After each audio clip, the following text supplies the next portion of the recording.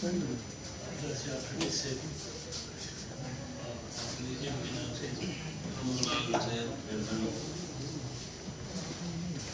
ټولنا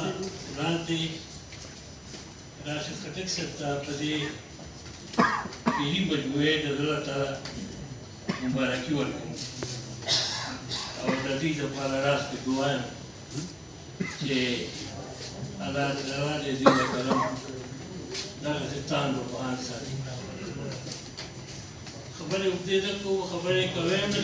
خبرو نو وخت ولې زه دې خټک صاحب د شاعرانو تاریخ خپل مجموعي تاثر ذکر کوم مختصر او هغه دا چې زه چا د شاعرۍ کتاب غواړم نه شاعرانو زم یو کتاب چاپ کړي چې څوک خپله راکړي خو پورې ورته خو چا د کتاب وغواړم ښه شاعران پکې ډېر دي خو اکثر داسې داسې پیدا نه دي چې ما ودرېږي زما یو مجموعي تاثر دا جوړ شوی دی زه کې شاعري کتاب غواړم نه خو ما خیال چې راشد خټک صاحب لومړی شاعر دی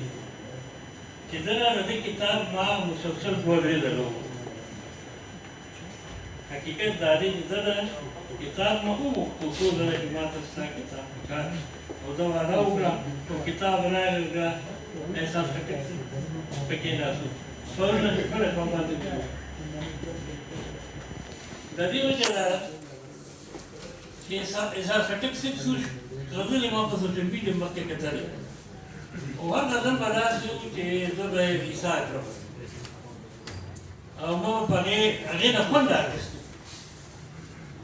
زه که خپله ښه شعر نه لیکم خو په ښه شعر پوهېږم یو به نو په دې کې چې پنځم جومات سره لګېږي همدغه یو کار کوم نو په دې پوهېږم چې شعر څه ته وایي کوم شعر په ما باندې اثر کوي حقیقت دا چې ته شعرونه جوړ هغې به زه په ځای باندې ودرولم فکر مې ورته کتاب کتاب ما ته ژوند مې مخکې مېلو